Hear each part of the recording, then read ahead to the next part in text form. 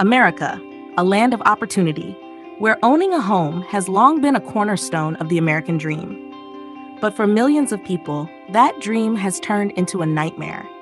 Housing costs are soaring, pushing families out of neighborhoods, forcing young professionals to live with roommates well into their 30s, and leaving entire generations wondering if they'll ever be able to afford a home.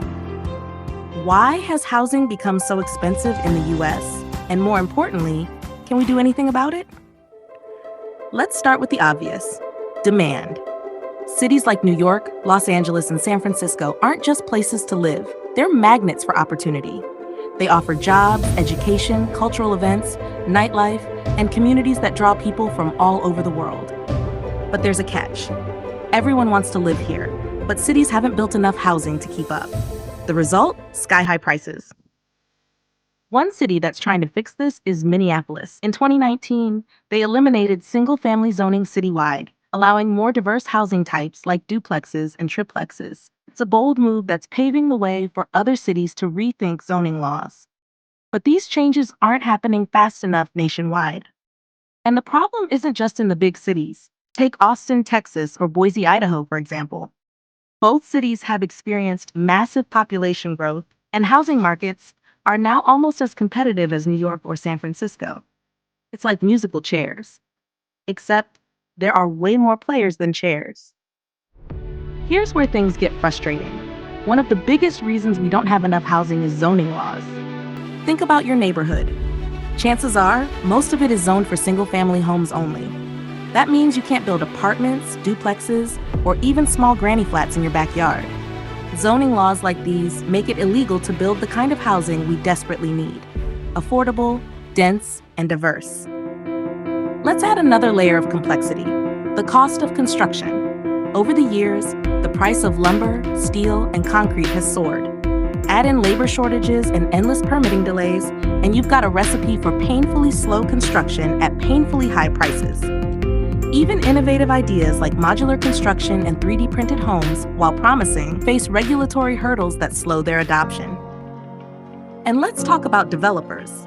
If you were a developer, would you build affordable housing that barely breaks even, or a luxury condo where each unit sells for millions?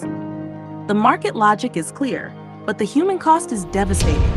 Cities end up with shiny skyscrapers full of penthouses, while regular families struggle to find a place they can afford. But here's the kicker: wages haven't kept up. Over the past 2 decades, housing prices have skyrocketed, but incomes have grown at a snail's pace. Today, nearly half of renters in the US are considered rent burdened, meaning they spend more than 30% of their income on housing. For many, rent takes up 40, 50%, or even more of their income. Buying a home, for most young people, that feels about as likely as winning the lottery. This crisis has a long history. Books like The Color of Law by Richard Rothstein expose how decades of discriminatory housing policies, like redlining, systematically excluded Black and minority families from homeownership, creating wealth gaps that persist to this day. The housing crisis isn't just an economic issue, it's a social justice issue. But let's zoom out. This isn't just about individuals, it's about entire communities. When housing costs push people out of their neighborhoods, it leads to longer commutes, more traffic, and less time spent with family. It also increases urban sprawl, which has devastating environmental consequences, from deforestation to higher greenhouse gas emissions. Now, let's talk solutions. One promising approach is transit-oriented development. Imagine neighborhoods where homes, jobs, shops, and schools are all within walking distance or accessible by public transit. Not only does this reduce transportation costs, but it also makes cities more livable and environmentally sustainable. Another solution is community-driven initiatives like land trusts. These nonprofits buy and hold land for affordable housing, ensuring it isn't gobbled up by speculators or turned into luxury developments. Cities like Burlington, Vermont, have had great success with this model, keeping housing affordable for generations.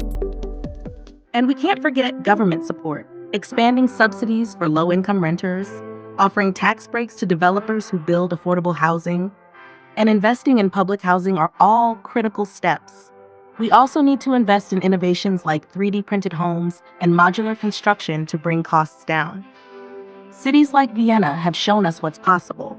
In Vienna, over 60% of residents live in high-quality, affordable public housing. They've proven that a city can prioritize people over profits and still thrive economically.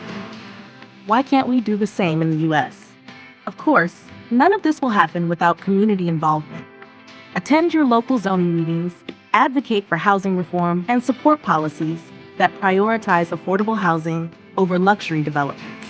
Small actions can lead to significant change. Books like Evicted, Poverty and Profit in the American City by Matthew Desmond, and research papers by Edward Glazer provide deep insights into the economics and human impact of the housing crisis. These are must-reads for anyone passionate about addressing this issue. The truth is, the housing crisis didn't happen overnight, and it won't be solved overnight. But the solutions are out there. The question is, are we willing to prioritize them? Housing isn't just about where we live. It's about who we are, what we value, and the kind of society we want to build. So, what do you think? Can we solve America's housing crisis? Let us know your thoughts in the comments below. And don't forget to like, share, and subscribe as we explore more ideas to create a better future.